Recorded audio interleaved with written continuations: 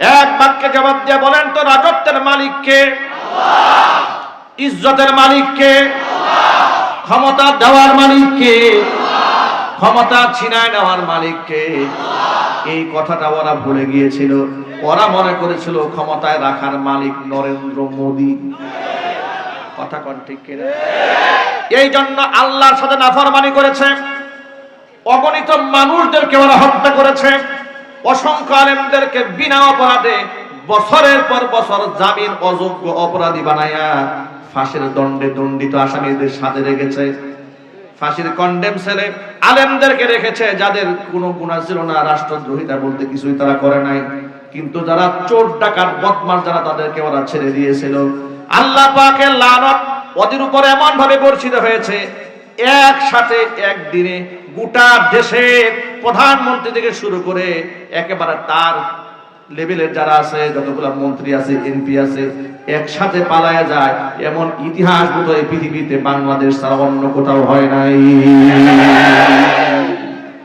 আপনারাই রুখে দাঁড়িয়েছিলেন, আমরাই রুখে দাঁড়িয়েছিলাম। বিগত 16 বছর আমরা ধর্মীয় দৃষ্টিকোণ থেকে স্বৈরাচারীর সমালোচনা করেছিলাম, স্বার্থ সিদ্ধির জন্য করিনি, রাজনৈতিক ফায়দা হাসিল করার জন্য আমরা কিছুই করিনি। যা করেছি আল্লাহর জন্য করেছি, কোরআনের জন্য করেছি, রাসূলের জন্য করেছি। কোনদিন বলে নাই আমাদেরকে এমপি বানান, মন্ত্রী বানান। যা বলেছি আল্লাহর জন্য বলেছি। ওদের বরদাস্ত হয় নাই, আমাদেরকে মাইনাস করে ওরা তাহিনীদেরকে দিয়ে টিকে থাকতে চাইছিল। কথা বলে না কেন? ওরা যখন দেখতো যে আমাদের মাহফিলে হাজার হাজার মানুষ হয় বাদশা মিয়া মাঠে, ওরা চিন্তা করলো মাদানী হুজুরকে মাইনাস করে দিছি, অমুক হুজুরে মাইনাস করছি, এখন একটা বাউল দরকার। আওয়াজ নাই আপনাদের? এটা আলেম না বাউল? মমতাজু এতগুলো গান জানে না যতগুলো গান তেহারি জানে। এ কথা কি সত্য না অসত্য? ওয়াজের মঞ্চটাকে নাপাক বানিয়ে ফেলেছে। আপনি বলবেন হুজুর আপনি অরব এত খেপা কেন? খেপা এই জন্য তারা স্বৈরাচারীর তাবেদারি করে হকপন্থী আলেমদের বিরুদ্ধে সারা জীবন কথা বলেছে। ঠিক কিনা বলেন? খেপা যে কেন, এর একটা হাদিস থেকে দলিল শোনায় আপনাদেরকে। আল হুব্বু ফিল্লাহ ওয়াল বুগযু ফিল্লাহ। কাউকে ভালোবাসবেন তো আল্লাহর জন্য ভাসবেন, কাউকে যদি ঘৃণা করেন সেটা আল্লাহর জন্যই ঘৃণা করবেন। ধর্মের নামে অধর্ম গোটা বাংলাদেশে যারা প্রচার করেছে এদের মধ্যে সে অন্যতম। হাদিস শরীফে এসেছে, মান ওয়াক্কারা সাহিবা বিদআতিন ফাকাদ আআনা আলা হাদমিল ইসলাম। কোন ব্যক্তি যদি কোন বেদাতীকে সম্মান করে সেই ব্যক্তি ইসলাম ধ্বংসের কাজে সাহায্য করে। খারাপ লাগতেছে আপনাদের কাছে? কোরআন মাজিদের মধ্যে আল্লাহ পাক বলেছেন, আল ইয়াউমা আকমালতু লাকুম দীনাকুম ওয়া আতমামতু আলাইকুম নি'মাতি ওয়া রাদিতু লাকুমুল ইসলাম দীনা। আজকের এই দিনে আমি আল্লাহ তাআলা তোমাদের জন্য তোমাদের দিনকে পূর্ণ করে দিলাম, আমার নিয়ামতকে তোমাদের জন্য পূর্ণ করে দিলাম। ওয়া রাদিতু লাকুমুল ইসলাম দীনা, দিন হিসেবে, ধর্ম হিসেবে আমি আল্লাহ তাআলা ইসলামকে মনোনীত করে নিলাম। সুবহানাল্লাহ। এখন আপনারা এক বাক্যে বলেন, ইসলাম ধর্ম পূর্ণাঙ্গ না অপূর্ণাঙ্গ? পূর্ণাঙ্গ হওয়ার অর্থ হলো ১৫০০ বছর আগে ইসলাম যা ছিল হুবহু আজকের এই দিন পর্যন্ত তেমনই থাকবে। অ্যাডভান্স করে ধর্মের মধ্যে নতুন কিছু ঢোকাবার কোনো সুযোগ নাই। ঠিক কিনা বলেন? এক বাক্যে জবাব দিয়ে বলেন, নামাজ কিভাবে পড়তে হয় হাদিসে আছে না নাই? মানুষ মারা গেলে মুরতাদের সাথে আমরা কি আচরণ করব হাদিসে আছে না নাই? আল্লাহর ওলি যদি মারা যায় তাহলে তার সাথে আচরণটা কেমন হবে হাদিসে আছে না নাই? কবরের সামনে গেলে কিভাবে কবরকে জিয়ারত করতে হয় পদ্ধতি হাদিসে আছে না নাই? যদি আপনি আল্লাহর নবী সাল্লাল্লাহু আলাইহি ওয়াসাল্লামে রেখে যাবেন সে আদর্শকে বাদ দিয়া মন গড়া আবেগ দিয়া কবরের সাথে মৃত ব্যক্তির সাথে এমন কোন আচরণ করেন যেটা ইসলামে নাই, ধর্মের নাম, এটাই হলো বিদআত। কথা বলেন ঠিক কিনা? এরা কবরগুলোকে সেজদার জায়গা বানিয়ে দিয়েছিল। গোটা বাংলাদেশে যতগুলো মাজার আছে অধিকাংশ মাজারের মধ্যে শিরিক হয়, বেদাত হয়, কুফরি কর্মকাণ্ড চলে। কথা বলেন ঠিক কিনা? আমি সবগুলা মাজারে কথা বলি না, অধিকাংশ মাজারে শিরিক হয়। লেখা থাকে সিজদা দেওয়া ঠিক নয়, কিন্তু খাদেমের সামনে লোকেরা সিজদা দিচ্ছে, উনি বাধা দেয় না। বাস্তবতা আছে না নাই? এখন আপনারা বলেন গোটা বাংলাদেশের মাজার ব্যবসা যারা টিকায় রেখেছে, ইসলামের বন্ধু না শত্রু? আরো জোরে বলেন। আল্লাহর নবী এই ব্যাপারে কি বলেন শোনেন, ইয়াকুম ওয়া মুহদিসাতিল উমুর, সাবধান, ধর্মের নামে নব আবিষ্কৃত আমল থেকে তোমরা সাবধান থাকবা। কারণ হচ্ছে ফাইন্না কুল্লা মুহদাসাতিন বিদআহ, প্রত্যেকটা নব আবিষ্কৃত ধর্মের নামে যা চলে সবগুলাই বিদআত। ওয়া কুল্লা বিদআতিন দালালা, প্রত্যেকটা নব আবিষ্কৃত ইবাদত গুমরাহি। ওয়া কুল্লা দালালাতিন ফিন্নার, প্রত্যেকটা গুমরাহির স্থান হচ্ছে জাহান্নাম। ভালো করে বোঝাবার জন্য খুব সহজ একটা উদাহরণ দিই। যোহরের নামাজ ফরজ কয় রাকাত? 4 রাকাত। আপনি খুব আবেগে যে আল্লাহ নামাজ তোমার কাছে এত প্রিয়, আমি 4 রাকাত না, এখন থেকে 6 রাকাত করব, কি বলেন হবে? কেউ যদি বাধা দেয় আপনি কি বলবেন? আরে মিয়া, আমি খারাপ কাজ করেছি নাকি? আমি সেজদাই না দিয়েছি, কথা বলেন, কাজ হবে? আসরের নামাজ ফরজ কয় রাকাত? আপনি বললেন আল্লাহ নামাজ তোমার কাছে এত প্রিয়, নামাজ না পড়লে মুসলমানই থাকে না, এখন থেকে নামাজ পড়বো আসরে 6 রাকাত, কাজ হবে? সওয়াব বেশি হবে না গুনাহ হয়ে যাবে? মাগরিবের ফরজ কয় রাকাত? আপনি বলেন আল্লাহ এটা কোনো কথা হলো নাকি, মাগরিবের সময় তোমার একটু ডাকবো, সিজদা দিব, মাত্র 3 রাকাত, এখন থেকে 9 রাকাত করবো, ফায়দা হবে? এশার নামাজ কয় রাকাত? 4 রাকাত। আপনি বলেন আল্লাহ রাতের বেলায় ঘুমাতে যাবো, কিন্তু মাত্র 4 রাকাত নামাজ পড়ে ঘুমাতে যাবো, তা হবে না, এখন থেকে কমপক্ষে 10 রাকাত করে ঘুমাতে যাবো, সেজদা বেশি হবে, আল্লাহ বেশি খুশি হয়ে যাবে, কি বলেন আপনারা? কাজ হবে? এখন প্রশ্ন হলো কেন কাজ হবে না? প্রশ্নের জবাব কি? আপনি বলবেন ধর্মে এর থেকে অতিরিক্ত নাই, এই জন্য করার সুযোগও নাই। যদি এই কথাটা ভালো করে বুঝে থাকেন, এবার আপনি একটু কবরের কাছে আসেন।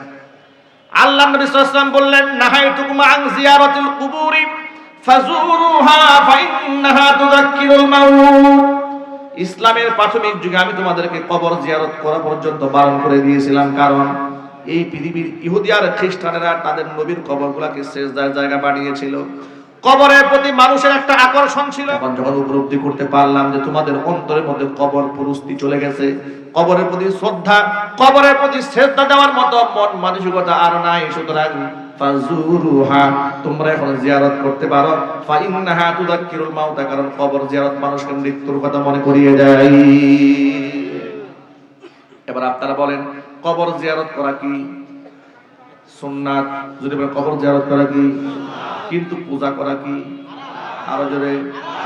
আল্লাহর নবী সাল্লাল্লাহু আলাইহি ওয়াসাল্লামের কাছে কিছু সাহাবা একরাম আসলেন ইয়ামান থেকে সফর করে, এসে বলে ইয়া রাসূলুল্লাহ, ইয়া হাবিবাল্লাহ, আমরা আপনার কদমে সিজদা দিতে চাই, আপনি পারমিশন দেন। রাসূল বললেন কেন? তারা বললেন আমরা যখন ইয়ামানে গিয়েছি সেখানে দেখেছি খ্রিস্টানেরা তাদের ধর্মযাজকদেরকে সম্মানের করে সিজদা দেয়, আপনিও তো আমাদের ধর্মযাজক, আপনাকে আমরা সিজদা দিতে চাই। আল্লাহর হাবিব বললেন আমার ইন্তেকালের পরে তোমরা কি আমার কবরের মধ্যে সিজদা দেবে? সাহাবায়ে কেরাম বললেন মোটেও না, কবরে আমরা সিজদা দেব না। হুজুর বলেন মনে রেখো, লাউ কুনতু আমিরান আহাদান আইয়াসজুদা লিগাইরিল্লাহ লা আমারতুল মারআতা আন তাসজুদা লিজাওজিহা। এই পৃথিবীতে মানুষ হয়ে আল্লাহকে বাদ দিয়া অন্য যদি কোনো মানুষের পায়ে সিজদা করার হুকুম কাউকে আমি দিতাম, এই দুনিয়ার নারীদেরকে বলতাম তারা যেন স্বামীর পায়ে সিজদা দেয়। আল্লাহর নবী এরপরে বলেন ওয়াল্লাহি, আল্লাহর কসম করে বলছি, হুজুর বলছেন আল্লাহর কসম, লা তুআদ্দিল মারআতু হাক্কা রাব্বিহা হাত্তা তুআদ্দিয়া হাক্কা যাওজিহা। একটা নারী ততক্ষণ পর্যন্ত তার রবের হক আদায় করতে পারে না যতক্ষণ পর্যন্ত সে নিজের স্বামীর হক আদায় করতে না পারে। নবীজি স্পষ্ট জানিয়ে দিলেন আল্লাহকে বাদ দিয়া মানুষ হয়ে যদি মানুষের পায়ে সিজদা দেওয়ার কোনো সুযোগ থাকতো, পারমিশন যদি দিতেন, তাহলে নিঃসন্দেহে আল্লাহ নবী সাল্লাল্লাহু আলাইহি ওয়াসাল্লাম নারীদেরকে স্বামীর পায়ে সিজদা করার হুকুম করতেন। কিন্তু আপনারা বলেন আল্লাহ নবী মহিলাদেরকে স্বামীর পায়ে সিজদা করার নির্দেশ দিয়েছেন? আরো যদি বলেন। আমরা এই কথা বলার পর ওরা একটা ভিন্ন ব্যাখ্যা দাঁড় করিয়েছে। সেই ব্যাখ্যা হলো তারা বলে আমরা যে পীরের পায়ে সিজদা দেই, মাজারে সিজদা দেই, এই সিজদা এটা আমরা ইবাদতের সিজদা দেই না, এটা আমরা তাজিমি সিজদা দেই, এটা সম্মানের সিজদা দেই। যে সম্মানের সিজদা ফেরেশতারা হযরত আদমকে দিয়েছিল। যুক্তি দাঁড় করায় বলে এক পীর সাহেব বলতেছে যদি গায়রুল্লাহকে সিজদা দেওয়া হারাম হয় আর শিরিক হয়, তাহলে আল্লাহ তাআলা নিজে প্রথম শিরিক করছেন। আর জোরে কোন নাউজুবিল্লাহ। আল্লাহ কেমনে শিরিক করাইলেন? আল্লাহ শিরিক করেছে আদমের পায়ে সিজদা দেওয়ার হুকুম তাহলে আল্লাহ কেন দিলেন? কথা বুঝতে পেরেছেন? আচ্ছা, মানুষকে কি আল্লাহ আদমের পায়ে সিজদা করার হুকুম দিয়েছিলেন? কাদেরকে দিয়েছিলেন? ফেরেশতাদেরকে। ঠিক কিনা জোরে বলেন? তো ফেরেশতাদের তো আর আমলনামার কোনো হিসাব নিকাশ নাই, ঠিক কিনা বলেন? হিসাব নিকাশ তো মানুষ আর জিন জাতির। সুবহানাল্লাহ, আল্লাহু আকবার বলেন। ওরা বলে আদমকে যেমন ফেরেশতারা সম্মানের সিজদা দিয়েছিল, আমরা আমাদের পীর সাহেবকে সম্মানের সিজদা দেই, কারণ তিনি অনেক সম্মানিত ব্যক্তি। নাউজুবিল্লাহ বলার আগে একটু ভালো করে বুঝে নেন, এই পৃথিবীতে যদি সম্মানের কারণে দুনিয়াতে কোনো মানুষ সিজদা পাওয়ার হক রাখতো, এই আসমানের নিচে জমিনের উপরে আমাদের নবীজির চাইতে বেশি সম্মানিত ব্যক্তি পৃথিবীতে ছিল না, বর্তমানে নেই, ভবিষ্যতে হওয়ার কোনো সম্ভাবনা নাই। এক বাক্যে জবাব দিয়ে বলেন, ওই ভণ্ডরা তাহলে কি মনে করেন? আল্লাহ নবী সাল্লাল্লাহু আলাইহি ওয়াসাল্লামের জীবদ্দশায় ১৬ লক্ষ সাহাবী হুজুরের জীবদ্দশায় হজ ব্রত পালন করেছেন। নবীজি ১৬ লক্ষ সাহাবীর সামনে বিদায় হজের ভাষণ দিয়েছেন। আপনারা বলেন, আল্লাহর নবীকে সাহাবায়ে কেরাম কি কম সম্মান করতেন? আরো জোরে কর। এমন সম্মান তারা রাসূলুল্লাহকে করেছেন, আর এমন ভালোবাসা তারা রাসূলুল্লাহকে দিয়েছেন, এই পৃথিবীতে নজিরা আর কেউ দিতে পারবে না। বদর প্রান্তরে আল্লাহর নবী তীর দিয়ে কাতার সোজা করছিলেন, মাত্র ৩১৩ জনের কাফেলা। তো রাসূল খুব টেনশন করছেন এই সাহাবীদেরকে নিয়ে। এই নিরস্ত্র ৩১৩ জন ১০০০ সশস্ত্র ক্যাডারদের সামনে দাঁড়িয়ে থাকবে কেমনে? খুব আশঙ্কার মধ্যে আছেন। সাহাবায়ে কেরাম তাকে আশ্বস্ত করলেন। আনসারী সাহাবী বলে উঠলেন দাঁড়িয়ে, হে রাসূল, আপনি আমাদেরকে নিয়ে টেনশন করছেন, আপনি নিশ্চিত থাকেন, আমরা আপনার পক্ষ হয়ে আপনার সাথে আল্লাহর পথে লড়ে যাব, ততক্ষণ আমাদের চোখের পাতা নড়বে যতক্ষণ। আপনি আমাদেরকে নিয়ে ঘাবড়াবেন না। আমরা মুসা কালিমুল্লাহর উম্মতের মতো বলবো না যে আপনি আর আপনার আল্লাহকে যুদ্ধ করেন, এই ধরনের কথা আমরা বলবো না। চিৎকার দিয়ে সুবহানাল্লাহ। আল্লাহর নবী আশ্বস্ত হলেন, কাতার সোজা করতেছিলেন। হাতে ছিল একখানা তীর, তীরের আগা দিয়া সাওয়াদ রাদিয়াল্লাহু তাআলা আনহু, মদিনার একজন সাহাবী, তিনি অ্যাডভান্স হয়ে সামনে চলে এসেছিলেন। হুজুরের হাতে থাকা তীরখানা দিয়া পেটের মধ্যে গুতা দিয়ে বললেন, সাহাবীদের সামনে কেন আসলো, পিছনে যাও। সাওয়াদ রাদিয়াল্লাহু তাআলা আনহু পিছনে হটে গেলেন। পিছনে গিয়ে বলছে, ইয়া রাসূলুল্লাহ, আপনি যে তীরের আগা দিয়া আমার পেটের মধ্যে গুতা মেরেছেন, আমি কিন্তু খুব কষ্ট পেয়েছি, আমি কিন্তু ব্যথা পেয়েছি। আর কোরআনে কারীমের আয়াতের মধ্যে আছে, ওয়াল জুরুহা কিসাস, কেউ যদি কাউকে আঘাত করে হুবহু সে আঘাতটা ফিরাই দিতে পারে। আর নবীজি, আপনি যে আমাকে আঘাত করলেন, আমি এর বদলা নিতে চাই। এই কথা বলতে না বলতে নবীজি সাল্লাল্লাহু আলাইহি ওয়াসাল্লাম নিজের হাতে থাকা তীরখানা সাহাবীর হাতে ধরায় দিলেন, বদলা নাও। সাওয়াদ বলে, ইয়া রাসূলুল্লাহ, আপনি যখন আমার পেটের মধ্যে গুঁতো মেরেছিলেন, তখন তো আমার গায়ের মধ্যে কোনো পোশাক ছিল না, কিন্তু আপনার গায়ের মধ্যে এখন চাদর আছে, চাদরটা আপনি খোলেন। সাথে সাথে নবী সাল্লাল্লাহু আলাইহি ওয়াসাল্লাম দেহ থেকে চাদরটা উন্মুক্ত করে দিলেন। সাওয়াদ রাদিয়াল্লাহু তাআলা আনহু আল্লাহর হাবিবের উন্মুক্ত দেহটা বুক দিয়ে জড়ায় ধরলেন, ঠোঁট দ্বারা চুমা খাইতে থাকলেন, চোখের পানি ছেড়ে দিলেন, আর বলেন, ইয়া রাসূলুল্লাহ, ইয়া হাবিবাল্লাহ, যার জন্য জীবন দিতে পেরেছি, যার জন্য জীবন বাজি রাখতে পেরেছি, যার জন্য ঘর ছাড়লাম, যার জন্য বাড়ি ছাড়লাম, যার মহব্বতে আজকে জীবন উৎসর্গ করার জন্য দাঁড়িয়েছি, তার কাছ থেকে বদলা নেব, এত বড় নাফরমান তো আমি হই নাই। নবীজি বললেন, সাহাবীরে, কেন তুমি আচরণটা করলে? সাওয়াদ রাদিয়াল্লাহু তাআলা আনহু বলছেন, নবীজি, মাত্র ৩১৩ জন নিরস্ত্র সদস্য আমরা, আমাদের চোখের সামনে আমাদের প্রতিপক্ষ ১০০০ সশস্ত্র, জানি না এই জিহাদের ময়দানে গাজী হয়ে বাড়ি ফিরতে পারবো নাকি, নাকি শাহাদাতের পেয়ালা পান করে পরকালে পাড়ি দেই। এটা জীবনের জন্য একটা সুযোগ মনে করে নিলাম, এটা একটা চান্স নিয়ে নিলাম। আপনার পবিত্র দেহের সাথে আমার দেহটা একটু আলিঙ্গন করাই নিলাম, যাতে করে আপনার পবিত্র বেগুনা মাসুম দেহের সাথে আমি আদনা মানুষের দেহটা লেগে এই দেহটা ধন্য হয়ে যায়। এত মোহাব্বত সাহাবায়ে কেরাম রাদিয়াল্লাহু তাআলা আনহুম করেছেন নবীজি সাল্লাল্লাহু আলাইহি সাল্লামকে, যে ভালোবাসার কোনো নজির নাই। এমন ভালোবাসা আবু বকর সিদ্দিক রাদিয়াল্লাহু তাআলা আনহু সাওর পর্বতের গুহার মধ্যে দিয়েছেন। নবীজি সাল্লাল্লাহু আলাইহি সাল্লামকে উরুর মধ্যে শোয়াই দিয়া ঘুম পাড়িয়ে দিয়েছেন। নবীজির দেহ ছিল বড় ক্লান্ত পরিশ্রান্ত, ছোট্ট ছোট্ট গর্ত ছিল গুহার ভেতরে। নিজের গায়ের জামাগুলা ছিঁড়ে ছিঁড়ে ছিদ্রগুলো বন্ধ করে দিয়েছিলেন। পায়ের কাছে একটা ছোট্ট গর্ত ছিল, এটা তিনি আটকাতে পারলেন না। নিজের পায়ের গোড়ালি দিয়ে চাপ দিয়ে ধরে রাখলেন। পাহাড়িয়া বিষধর সাপ এসে আবু বকর সিদ্দিক রাদিয়াল্লাহু তাআলা আনহুর পায়ের মধ্যে দংশন করে দিয়েছে। ব্যথার যন্ত্রণায় হযরত আবু বকর সিদ্দিক রাদিয়াল্লাহু তাআলা আনহু কাতর হয়ে গেলেন। চোখ থেকে পানি ঝরছিল। চোখের পানি যখন রাসূলের চেহারার উপর পড়েছে, আল্লাহর হাবিবের ঘুম ভেঙে যায়। তাকায় দেখেন আবু বকর কান্দি। জিজ্ঞেস করেন, আবু বকর কেন কান্না করছেন? আপনার সন্তানের কথা মনে পড়েছে, পরিবারের সদস্যদের কথা মনে পড়েছে।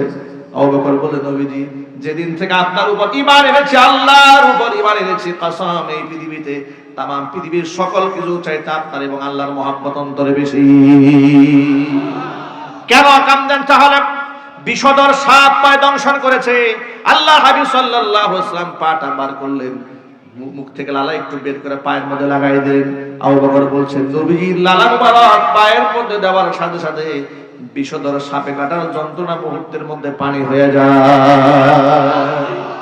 জিজ্ঞেস করলাম, আবু বকর, সাপে আপনাকে দংশন করেছে, ডাক দিলেন না কেন আমাকে? কেন কান্না করছেন? আবু বকর বলছেন, নবীজি, আল্লাহর হাবিব আমার উরুর মধ্যে মাথা রেখে আরাম ফরমাচ্ছেন, ঘুমাচ্ছেন। আমি যদি তাকে ডাক দেই ঘুমে ডিস্টার্ব হবে, রাসূলুল্লাহর কষ্ট হবে, এই কথা চিন্তা করে আপনাকে ডাক দেই নাই। ও নবীজি, আপনাকে কেমনে ডাক দেব যদি আজকে আমার এই সাপে কাটার যন্ত্রণায় যদি কষ্ট সহ্য করতে করতে আমি মরেও যেতাম, আল্লাহর নবী আরাম ফরমাচ্ছেন, আরামে ডিস্টার্ব দিতে পারতাম না।